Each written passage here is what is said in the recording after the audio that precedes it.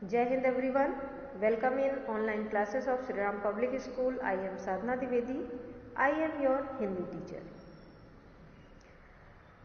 आप लोग जानते हैं कि आज हिंदी व्याकरण का टर्न है, तो आज हम आप लोगों को हिंदी व्याकरण पढ़ाएंगे।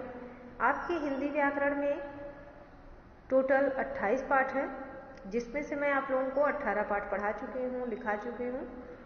तो आज मैं आप लोगों को हिंदी व्याकरण का पाठ 19 पढ़ाने जा रही हूँ, जिसका शीर्षक है अव्यय या अविकारी शब्द। ओके, तो सबसे पहले आप ये बताइए कि आप वाच्य पढ़ लिए हैं, लिख लिए हैं, तो क्या याद भी किए हैं?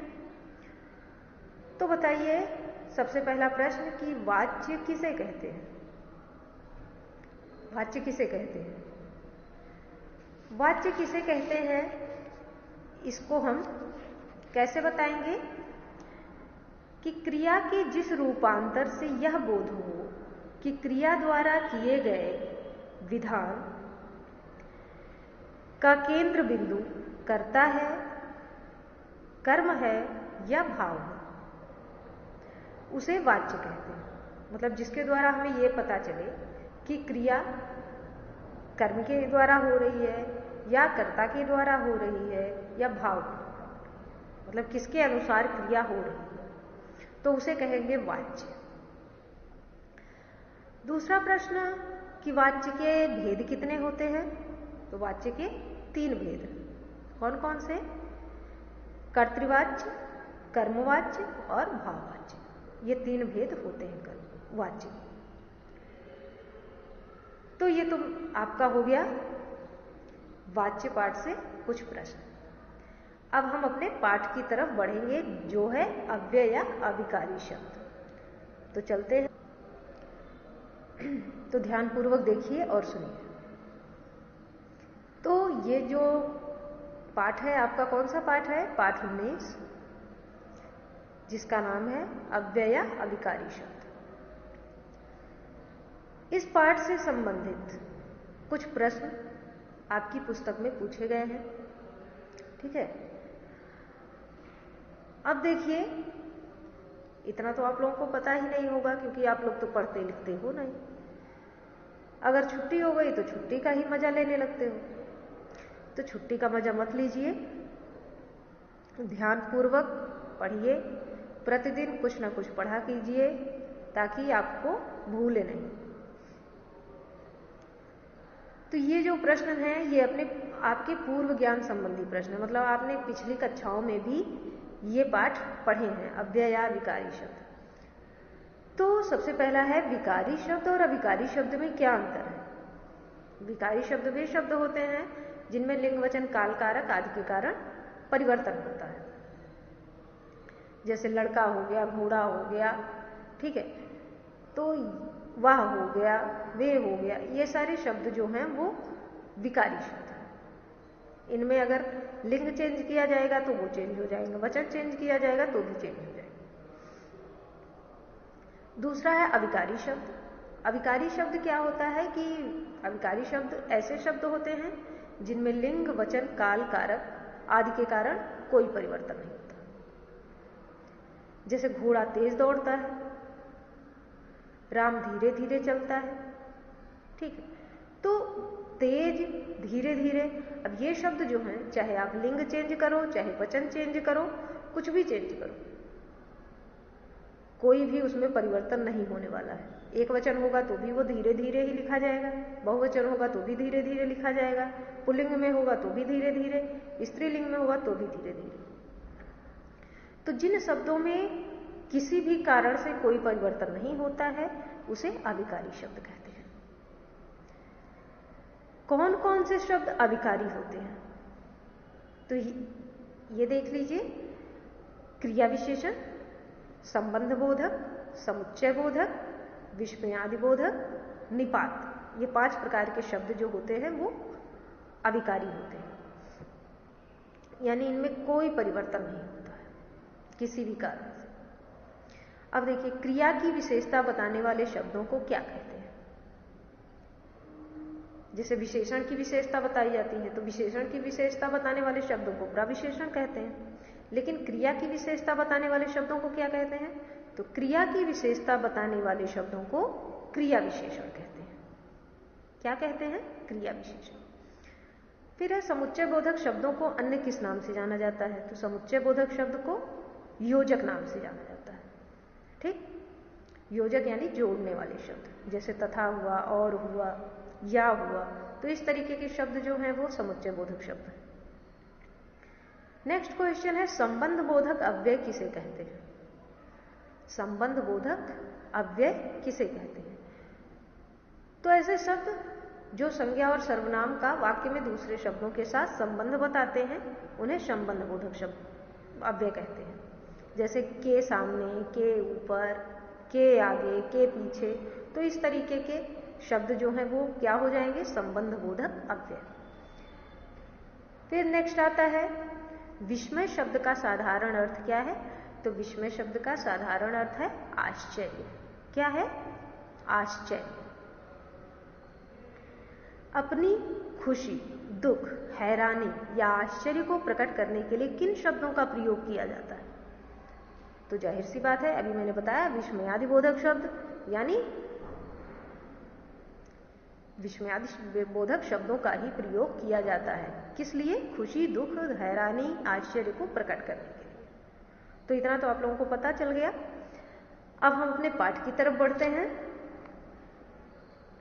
देखिए, अव्यय या अभिकारी शब्द से अभिप्राय है जिनका रूप सदा एक सा रहता है। ठीक, अर्थात लिंग, वचन, कारक, काल आदि के कारण जिन शब्दों में विकार अथवा परिवर्तन नहीं होता उन्हें अभिकारी शब्द अथवा अव्यय शब्द कहते हैं। अब जैसे देखिए लिखा है अरे, कभी, अभी, नहीं, और, पीछे, आज, पहले आदि, ये जितने प्रकार के शब्द हैं ये अभिकारी शब्द हैं। फिर है अव्यय के भेद। तो अव्यय के 5 भेद होते हैं। सबसे पहला है क्रिया विशेषण अव्यय। कौन सा है? क्रिया विशेषण अव्यय। दूसरा है संबंध बोधक अव्यय। तीसरा है समुच्चय बोधक अव्यय। चौथा है विस्मयादि बोधक अव्यय। पांचवा है निपात अथवा अवधारक। अब देखिए, सबसे पहले हम आप लोगों को क्रिया विशेषण के बारे में बताएंगे, यानी अव्यय का सबसे पहला भेद। तो क्रिया विशेषण, जैसे रोहित आज वहां जाएगा, या रोहित आज यहां आएगा, मैं अभी जाऊंगा, धीरे धीरे चलिए, वह कम बोलता है। ठीक, तो उपर्युक्त इन वाक्यों में क्या है? आज, यहां, अभी, धीरे धीरे और कम शब्द क्रिया की विशेषता बता रहे हैं। ठीक है, अतः ये शब्द जो है वो क्या है? क्रिया विशेषण।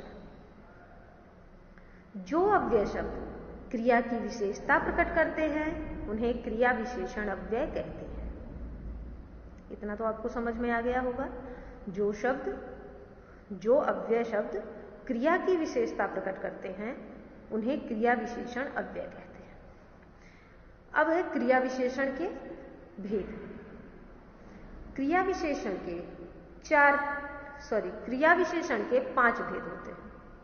ठीक है, अभी तक आप लोगों ने क्रिया विशेषण के 4 भेद पढ़े। इस बार आप लोगों को एक भेद और पढ़ाया जा रहा है। तो क्रिया विशेषण के 5 भेद बताए जा रहे हैं। सबसे पहला है कालवाचक क्रिया विशेषण, दूसरा है स्थानवाचक क्रिया विशेषण, तीसरा है परिमाणवाचक क्रिया विशेषण, चौथा है रीतिवाचक क्रिया विशेषण और पांचवा है प्रश्नवाचक क्रिया विशेषण। ठीक, तो सबसे पहला है कालवाचक क्रिया विशेषण। काल का अर्थ होता है समय। ठीक, तो सबसे पहले हम कालवाचक के बारे में जानते हैं। जो क्रिया विशेषण शब्द क्रिया या कार्य के होने के काल या समय का बोध कराते हैं उन्हें कालवाचक क्रिया विशेषण कहते हैं। जैसे तुम कल आओगे, जल निरंतर बह रहा है, शीघ्र आओ, तो ये जो है कल, निरंतर, शीघ्र, आज, परसों, ये जितने भी शब्द हैं ये कालवाचक क्रिया विशेषण है। ये हमें समय का ज्ञान करा रहे हैं। फिर दूसरा आता है स्थानवाचक क्रिया विशेषण। जो क्रिया विशेषण शब्द क्रिया या कार्य के होने के स्थान का बोध कराते हैं। मतलब कार्य जो है वो कहां पर हो रहा है उसका बोध करा रहे हैं, तो उसे कहेंगे स्थानवाचक क्रिया विशेषण। जैसे बाहर जाकर बैठ जाओ, यहां बहुत गर्मी है, छत के ऊपर बंदर है, तो बाहर, यहां, ऊपर, तो ये सब जो है ना, ये पहले में जाकर जो ब्लू कलर से लिखा है ये रॉन्ग है, जाकर नहीं होगा, स्थानवाचक क्रिया बाहर होगा। ठीक, तो बाहर, यहां, ऊपर, नीचे, दूर, समीप, इस तरीके के शब्द जो होते हैं वे स्थानवाचक क्रिया विशेषण के उदाहरण हैं। ओके, आपको पता चल गया स्थानवाचक क्रिया विशेषण में क्या होता है। हमें स्थान के बारे में पता चलता है कि जो कार्य है वो किस स्थान पर हो रहा है। चलिए, तीसरा है परिमाणवाचक क्रिया विशेषण। तीसरा कौन सा है? परिमाणवाचक क्रिया विशेषण। जिन क्रिया विशेषण शब्दों से क्रिया के परिमाण, परिमाण मीन्स होता है क्या? मापतौल। क्रिया के परिमाण या मापतौल का बोध होता है, उन्हें परिमाणवाचक क्रिया विशेषण कहते हैं। जैसे वह अधिक खाता है, थोड़ा थोड़ा अभ्यास करो, जितना चाहो ले जाओ। ठीक, राम कम बोलता है, तो कम हो गया, अधिक हो गया, बहुत हो गया, थोड़ा थोड़ा हो गया, जितना हो गया। ठीक, तो इस तरीके के जो शब्द हैं वो परिमाणवाचक क्रिया विशेषण के अंतर्गत आएंगे। चौथा है रीतिवाचक क्रिया विशेषण। रीति मीन्स पता है क्या होता है? रीति मीन्स होता है तरीका। ठीक, रीति मीन्स क्या होता है? तरीका। तो रीतिवाचक क्रिया विशेषण, रीतिवाचक क्रिया विशेषण से क्रिया के होने की रीति अथवा ढंग का बोध होता है। किसका पता चलता है? क्रिया के होने के तरीके का पता चलता है, तो उसे कहते हैं रीतिवाचक क्रिया विशेषण। दिन जल्दी जल्दी ढलता है, किस तरीके से ढलता है? जल्दी जल्दी। संभव है कि मोहन आए। ठीक, तो इस तरीके के शब्द जो हैं वो कौन से होंगे? रीतिवाचक क्रिया विशेषण। अब देखिए, इसके अलावा भी रीतिवाचक क्रिया विशेषण बताए जा रहे हैं। जैसे इसके अंतर्गत तो निषेध, निश्चय, अनिश्चय, स्वीकार तथा अवधारणा के भाव को प्रकट करने वाले सभी क्रिया विशेषण शब्द आ जाते हैं। जैसे निसंदेह, अवश्य, वास्तव में, शायद, यथासंभव, कदाचित, जैसे तैसे, अनायास, अचानक, यथा, तथा, झटपट, हाँ, सच, ये सब जो हैं ये सारे शब्द ये रीतिवाचक क्रिया विशेषण के अंतर्गत आएंगे। अंतिम है प्रश्नवाचक क्रिया विशेषण। कौन सा क्रिया विशेषण? प्रश्नवाचक क्रिया विशेषण। प्रश्नवाचक क्रिया विशेषण में क्या है कि जिन क्रिया विशेषण शब्दों से प्रश्न का बोध होता है, जिन क्रिया विशेषण शब्दों से प्रश्न का बोध होता है उन्हें प्रश्नवाचक क्रिया विशेषण कहते हैं। जैसे तुम कब जाओगे, यह प्रश्न कैसे हल होगा। तो इस तरीके के जो शब्द हैं वो प्रश्नवाचक क्रिया विशेषण के अंतर्गत आएंगे। कब, कहाँ, क्यों, कैसे, मतलब जिससे प्रश्न पूछे जाते हैं। तो ये आपका हो जाएगा प्रश्नवाचक क्रिया विशेषण। अब है क्रिया विशेषण अव्यय की रचना। क्रिया विशेषण अव्यय की रचना, तो कुछ शब्द तो मूल रूप में क्रिया विशेषण होते हैं और कुछ को प्रत्यय, समास आदि के प्रयोग द्वारा क्रिया विशेषण बनाया जाता है। अतः रचना की दृष्टि से क्रिया विशेषण दो प्रकार के होते हैं। पहला है मूल क्रिया विशेषण और दूसरा है यौगिक क्रिया विशेषण। मूल क्रिया विशेषण, जो क्रिया विशेषण शब्द, तो पहला है मूल क्रिया विशेषण और दूसरा है यौगिक क्रिया विशेषण। मूल क्रिया विशेषण, जो क्रिया विशेषण शब्द प्रत्यय या अन्य शब्द के योग के बिना प्रयुक्त हों वे मूल क्रिया विशेषण कहलाते हैं। जैसे आज, अचानक, तो इस तरीके से आज, अचानक, कल, यथा, ठीक, ऊपर, इस तरीके के जो शब्द होते हैं जिसमें ना तो कोई प्रत्यय लगा होता है और ना अन्य कोई शब्द का योग होता है, तो ये कहलाएंगे मूल क्रिया विशेषण। दूसरा है यौगिक क्रिया विशेषण, यौगिक यानी जुड़ा हुआ। तो जो क्रिया विशेषण शब्द प्रत्यय या समास के द्वारा बनते हैं वे यौगिक क्रिया विशेषण कहलाते हैं। जैसे चुपके चुपके चोर ने घर में प्रवेश किया। चुपके चुपके, वह प्रतिदिन मंदिर जाता है। तो इस तरीके के शब्द जो हैं वो यौगिक क्रिया विशेषण होते हैं। ठीक है, दिन के पहले प्रति लग गया तो प्रतिदिन हो गया। अब है अन्य क्रिया विशेषण शब्द, जैसे देखिए परसों, आजीवन, यथानुसार, प्रेम पूर्वक, आजन्म, बेशक, इस तरीके के जो शब्द हैं वो यौगिक क्रिया विशेषण होंगे। अब है विशेषण तथा क्रिया विशेषण में अंतर। अभी मैंने आप लोगों को बताया था शुरू में कि विशेषण क्या होते हैं और क्रिया विशेषण क्या होते हैं।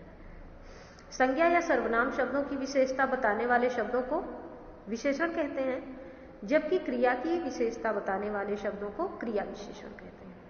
ठीक, विशेषण क्या करता है, वो संज्ञा अथवा सर्वनाम की विशेषता बताता है और क्रिया विशेषण क्रिया की विशेषता बताता है। किंतु अनेक शब्द ऐसे हैं जिनका विशेषण तथा क्रिया विशेषण दोनों ही रूपों में प्रयोग किया जाता है।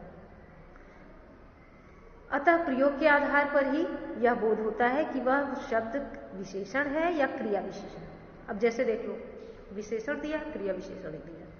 मुझे मीठा आम बहुत पसंद है, यहां पर आम की विशेषता बताई जा रही है। कैसा आम? मीठा। वह बहुत मीठा गाती है, यहां पर क्रिया की विशेषता बताई है। कैसा गाती है? मीठा गाती है। तो मीठा का प्रयोग दोनों में हो गया। घर में बहुत मेहमान आए हैं, तो मेहमान की यहां पे विशेषता बताई गई कि मतलब कितने मेहमान आए हैं? बहुत। आज सुधीर बहुत खेला, यहां खेलना जो है वो क्रिया है, यहां खेलने की विशेषता बताई जाएगी। कितना खेला? बहुत खेला। सुषमा अच्छी लड़की है, सुषमा अच्छी लड़की है, तो यहां पर सुषमा की विशेषता बताई जा रही है। कैसी लड़की है? अच्छी लड़की है। सुषमा अच्छा तैरती है, तैरना क्या है? वो क्रिया है। तो अच्छा तैरती है, कैसा तैरती है? अच्छा तैरती है। मतलब जहां पर क्रिया की विशेषता प्रकट हो वो क्रिया विशेषण शब्द होंगे, और जहां पर संज्ञा अथवा सर्वनाम की विशेषता प्रकट हो वो विशेषण होंगे। ठीक, तो ये आपका पाठ है क्रिया विशेषण का। आज मैं आप लोगों को बस इतना ही पढ़ाऊंगी, अव्यय का क्रिया विशेषण भाग। अब देखिए यहां पे आओ दोहराए, आपके पाठ में मैंने जितना भी पढ़ाया है वो सब यहाँ पे मिल जाएंगे। ये जितने भी टॉपिक हैं सब पे आंसर मिले हुए हैं, ये सारे उत्तर लिखे हुए हैं सभी टॉपिक। अब देखिए यहाँ पे कुछ प्रश्न पूछे गए हैं, जैसे निम्नलिखित प्रश्नों के उत्तर दीजिए। तो अव्यय किसे कहते हैं? कोई 5 अव्यय शब्द लिखिए। तो अव्यय की परिभाषा लिख दीजिएगा और कोई भी 5 शब्द लिख दीजिएगा। ठीक, विशेषण और क्रिया विशेषण में क्या अंतर है? तो अभी लास्ट में मैंने आप लोगों को पढ़ाया है, उदाहरण देकर स्पष्ट कीजिए। तो लास्ट के पेज पे जो अंतिम में है क्रिया विशेषण और क्रिया विशेषण में अंतर, वहां से आप इसका उत्तर लिख लीजिएगा। फिर है उचित विकल्प पर सही का निशान लगाइए। बाहर जाकर बैठो, इस वाक्य में क्रिया विशेषण शब्द है बाहर। वह बहुत जोर से बोलता है, वाक्य में रेखांकित क्रिया विशेषण है। अब बताइए, बहुत जोर से मतलब इसमें तरीका पता चल रहा है, कैसे बोलता है? बहुत जोर से, तो ये रीतिवाचक हो गया। दादाजी धीरे धीरे चलते हैं, वाक्य में रेखांकित क्रिया विशेषण है, ये भी रीतिवाचक है। फिर है जो क्रिया विशेषण शब्द प्रत्यय या समास के द्वारा बनते हैं उन्हें यौगिक क्रिया विशेषण कहते हैं। कौन सा क्रिया विशेषण कहते हैं? यौगिक। तो ये आपका MCQ हो गया। फिर देखिए बाहर जाकर बैठो, इसमें बाहर जो है वो स्थानवाचक क्रिया विशेषण है। तुमने उसे क्यों रुला दिया? तो क्यों जो है वो प्रश्नवाचक क्रिया विशेषण है। वह कम बोलता है तो इसमें कम हो जाएगा परिमाणवाचक क्रिया विशेषण। मैं कल आगरा जाऊंगा तो इसमें कल है कालवाचक क्रिया विशेषण। वह दूध बहुत पीता है तो बहुत जो है वो क्या हो जाएगा? परिमाणवाचक क्रिया विशेषण। गाड़ी तेज चल रही है, तेज जो है वो रीतिवाचक क्रिया विशेषण। हम प्रतिवर्ष हरिद्वार जाते हैं, प्रतिवर्ष जो है वो कालवाचक क्रिया विशेषण। फिर नेक्स्ट है सुधीर ने सुंदर चित्र बनाया, तो इसमें सुंदर चित्र बना, चित्र की विशेषता बताई जा रही है तो विशेषण हो जाएगा। वह चाकू तेज है तो ये भी विशेषण हो जाएगा, क्योंकि ये भी चाकू की विशेषता बताई जा रही है। उसे भी थोड़ा बोलने दो, उसे भी थोड़ा बोलने दो, तो बोलना जो है वो क्या है, क्रिया है, तो यहाँ पे ये क्रिया विशेषण हो जाएगा।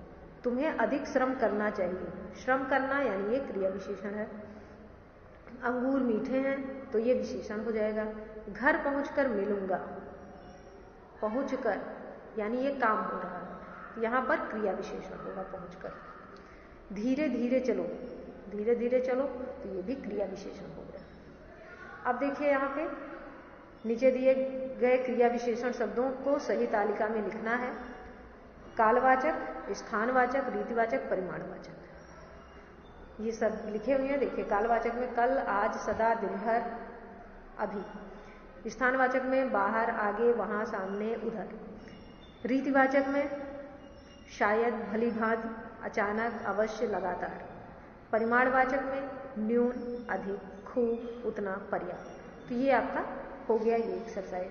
अब इसके बाद देखिए ये भी एक एक्सरसाइज है। इसमें देखिए नीचे दिए गए क्रिया विशेषण शब्दों से रिक्त स्थानों की पूर्ति करनी है। मैं आपकी बात से पूर्णतः सहमत हूं। वह शायद आज वहां जाए। वह कल देर रात तक जागा। मैं दिन भर विद्यालय में काम करती हूँ। मकान का ऊपर का कमरा गंदा है। पहाड़ी के नीचे की ओर एक गहरा नाला बह रहा था। ये हो गया। अब रचनात्मक में आपको क्या करना है, निम्नलिखित शब्दों से दो ऐसे वाक्य बनाइए जिनमें एक में वे विशेषण के रूप में तथा दूसरे में क्रिया विशेषण के रूप में आए। तो देखिए वह मीठा आम खाता है, वह मीठा बोलता है, ये हो गया। संतरा बहुत मीठा है, वह बहुत बोलता है, या बहुत खाता है, कुछ भी लिख दो। हमें सच का सामना करना चाहिए, सदैव सच बोलो। मुझे थोड़ा चीनी दे दो, बच्चे थोड़ा खाते हैं। तो ये हो गया आपका। तो आपका पाठ ये यहीं पर समाप्त होता है। ये जो अगला भाग है इसका संबंध बोधक, वो मैं आपको अगले वीडियो में पढ़ाऊंगी। तो आप लोगों को मैं जितना भी बताई हूँ वो सब कुछ याद कर लीजिएगा और अपनी उत्तर पुस्तिका में लिख लीजिएगा। तो आज का पाठ यहीं पर समाप्त होता है। धन्यवाद।